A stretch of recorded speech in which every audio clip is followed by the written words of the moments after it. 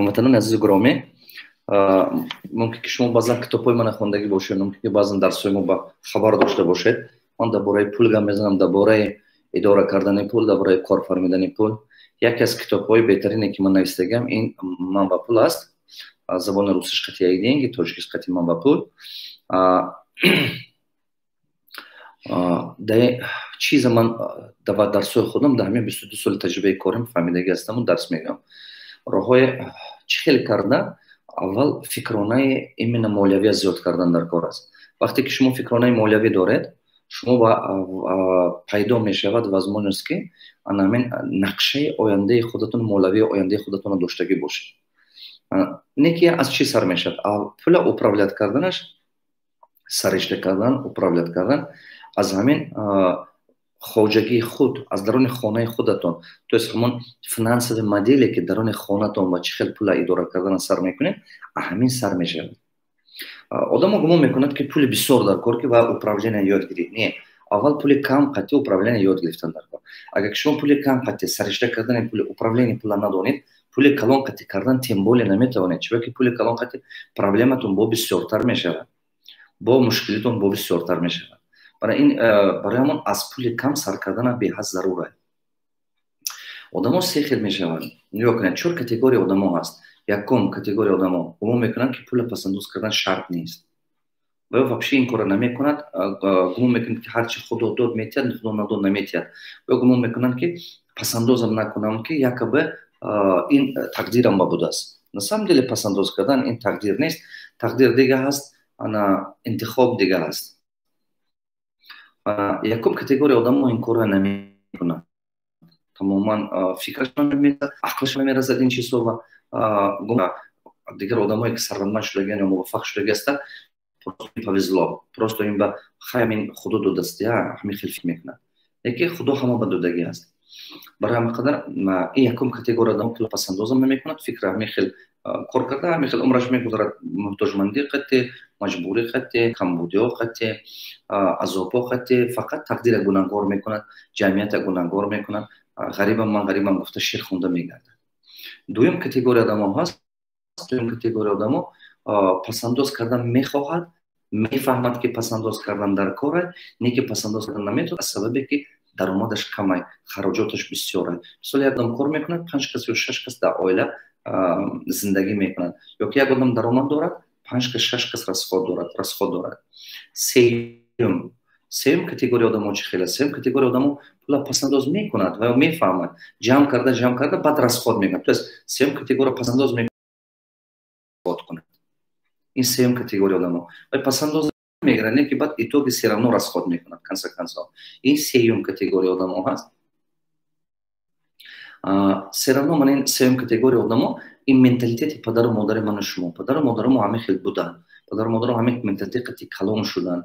Ҷамъ кун, бо хароҷот кун, ҷамъ кун, хона ремонт кун, ҷамъ кун, мошин хар, ҷамъ кун, фарзандата тӯй кун. Ин менталитети мо ҳаст ин чи. Барои ҳамон ҳоз агар шумо нигоҳ кунед, як қисми мардуми мо, як қисми фарзандҳои мо уже 5 сол аст, 10 сол, баъзе касо мумкин ки 15 сол, 20 сол аст ки мерад мардикоре мекунад, гашта мемиёд, бо ҳамон пулои ҷамъкардагиша расход мекунад, бо аз сари нав мерад, бо кор мекунад, корис ё ҳавои хунук ба ё савдоба ҳаст, ё ки продавец аст, ё ки стройка ба кор мекунад. Кор тамом кард, омад гашта ба хона бо ҳамон расход мекунад, бо обратно гашта мерад. Ҳамин модел уже такрор шуда мегирад, сол аз сол, чандин солҳо ҳамин хел такрор шуда рафта истода. Ин сеюм категория одамо ҳаст. Чорум категория одамо чӣ хел аст? Ва ё пула мефаҳмад ки пула пасандоз кардан дар кор, ҳам пула идора карданаша мефаҳмад. То есть ё мефаҳмад ки пул коргари хуб аст, пула кор фармидана ёд гирифтан дар кор. Дар ҳақиқат пул коргари хуб аст. Ва агар ки фаҳмед ва кор фармидан метавонед, нафаҳмед кор фармидан наметавонед. тамоми одаме ки муваффақ шудагиаст дар ин дунё, пулдор шудагиаст, вай худаш кор намекунад, вай фикраш кор мекунад, вай худаш кор намекунад, вай нақшаи кашидагиш кор мекунад. Коргари вай пулаш аст. Просто нақшаи бақувват кор фармида, пула кор фармидана ёд гирифтан дар кор. Ин чорум категория одамо. Ҳамин чорум категория гузаштан зарур. Шумо кори кардан дар кор кун, пул шумо ба кор кунад. Барои ки пул шумо ба кор кунад, нақшаи бузург доштан дар кор. Барои ки пул шумо ба кор кунад, фаҳмиш дига буданаш дар кор. нақшаи дигару, стратегияи дигару, фаҳмиши дигар аз куҷо пайдо мешавад? علم دیگر آموختن در کار. علم رنگی که ماشین هک کردن یاد میگیری، کامپیوتر استفاده بردن یاد میگیری، رنگی که من همین مثال بگم دیگر خوراک پختن یاد میگیری، سامالیات هک کردن یاد میگیری، انا همین خیل همین управление پولم یاد گرفتن در کار، این خوندن در کار. просто مردم ما با یک عادت شده مونده که علم به پول دادن به هوس ندارد. پول دارش هم علم به پول دادن نمیخواهد. این سبب اون نداره که با پول ندارن، نه دارن، همون پول میرد توی میکنند، توی به دبدبه کند، گمان میکنند که من آبرو میگیرم، وای فایدهش بسیارتر است. یا که میده که به دبدبه میخرن، ماشین شلش میکنند، یا که تلفن دیگر میگیرن. اگر که ما بگیم که با پول نداره، این گپ خطا است. چرا که با پول داره، نه که علم به پول دادن با همون چیز فهمیشش نیست. نه که انا یک عجیب خاراکتر دارد خلق ما. برای فرزندش مکتب عالی با داخل کردن، آخرون لباسش هم باشد که آخرون گوسپندش و گاوش هم باشد که میفروشد و میبرد مکتب لیش به استودنت شود پسرم، لیش به بچه‌ام باشد که در بین خیش تبار، در بین مردم محله، در بین مردم دهه یا در بین مردم پسوکا من نگم که بچه فلانچی نمیخونه. ننگو اور دارد همین چی با همین کارا میکنن، نه که خودش خوندن با حواسش نیست، فهمیشش نیست. و هم بچه‌ش با آخرون پول رسخود کرده میبرد مکتب عالی داخل میکنن، نه که بچه‌هاشون بون نمیخونن. یک قسمی با تماما نمیخونن. انا کن چهار تا پرابلم دیگه است این استودنتایی که ما دیده استودنت چخیل یک قسمی باید داخل میشه نمیخونن، تو کورس 5 نرمال نمیخونن. یک قسم دیگهش گویم میخونن، تو است یک قسمش تمام نمیکنن، کورس 2 کورس 3 میپرتاد. این قسم یکم، یک گروه دوم آدما استودنتا انا میخونن مثال مکتب، نه که هم با علم نمیآموزند. از صدق دل علم نمیآموزد، просто هم تو میرد. قسم سومش باشد خونده تمام میکنه، برمش میکنن، نه که همون کار کرده استادگی درآمدی که اویلی که میگیره زندگیش نمیگذارد.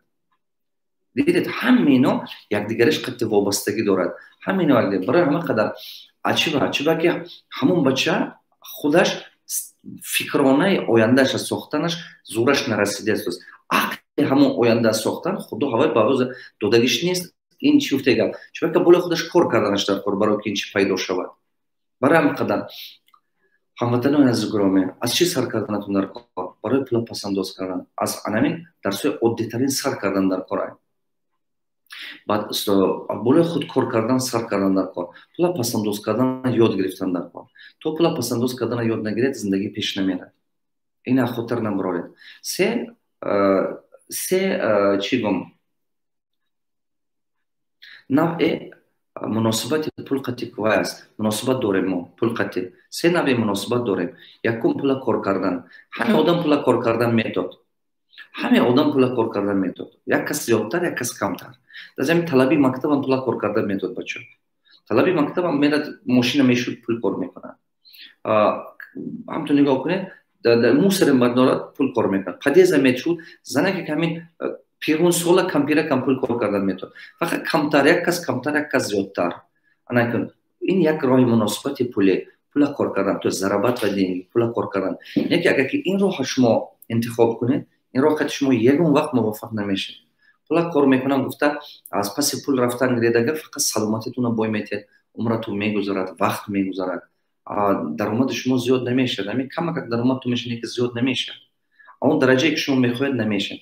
این یک مدت اول با شما به یاردم میکنند، بعد نه، بعد این شما به ضرر میکنند. چرا که پول مشکل‌تر است نسبت پول کار کردن. پول کار کردن آسان‌تر، پسنداز کردن قیمت‌تر. فهمیدید؟ کار کردن آسان‌تر، اما پسنداز کردن مشکل‌تر. هر کس پسنداز کردن نمیتونه پول. فهمیدید؟ پسنداز کردن 2 برابر 3 برابر مشکل‌تر است چه پول کار کردنش. ممکن که شما چندین بار همین خودتون وعده کرده باشید من همین پول رسخود نمیکنم، من همین پول پسنداز میکنم. آخر عاقبت چی شد؟ خفه کردید یا نکردید؟ آخر عاقبت تو نیست من همین پول رسخود نمیکنم. مثلا 1 ماه یا 2 ماه یا 3 ماه من نگاه داشته میستم. آخر هم پول دستون با حاضر با هست یا نه؟ من باوری کامل دارم که بسیاراتون وای پول نگاه داشتن نتوستید، وای پول نشد برافت. نکن. سیم اتاپ مناسبت من شما، سیم اتاپ مناسبت من شما پول пула управлять кардан, идора кардан. А ҳама кори қиинтарин дар дунё ин пула управлять кардан. чунки пула управлять кардан доимо ва шумо ба як эҳсосот аст, шумо то хоҳиш мекунед ки ин кора кунам, то хоҳиш мекунед ки вай кора кунам. чандин одамо мебиёд пешнун, ҳама вай одамо предложение метиҳад шумо ба ҳаме одамо ки ва мехоҳад ки шумо пултуна вложить кунед проблемаҳои вай ба хештун мебиёд, ҳамсоятун мебиёд, додару хаҳартун мебиёд.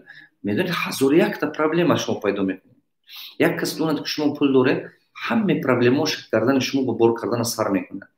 ана як қисми дига одамо мебиёд, мехоҳад ки пули шумо қати проблемаҳои бизнесаша ҳал кунад. А шумо барои вай пул пасандоз кардагитон неку, барои худатон пасандоз кардагӣ, шумо нақшаҳои худатон аст. ва ё мебиёд бо баъзеш ба гапули нати хафа мешавад. хафа мешаду мегӯяд ки ман хай гумон мекардам ки шумо акун метиҳед гуфта ман омада будам, ё ин хел он хел гуфта. шумо ягон кас ба вай нестед ку шумо нақшаҳои худатон будана шуда. одаме ки диққат кардастед пул қати кадом одам муваффақ мешавад? ба ҳамон одам муваффақ мешавад ки аз рӯи нақшаи худаш кор кунад. одаме ки аз рӯи фикри дигарон кор мекунад, аз рӯи фикри халқ кор мекунад, omma кор мекунад ва ягон вақт пеш намерад.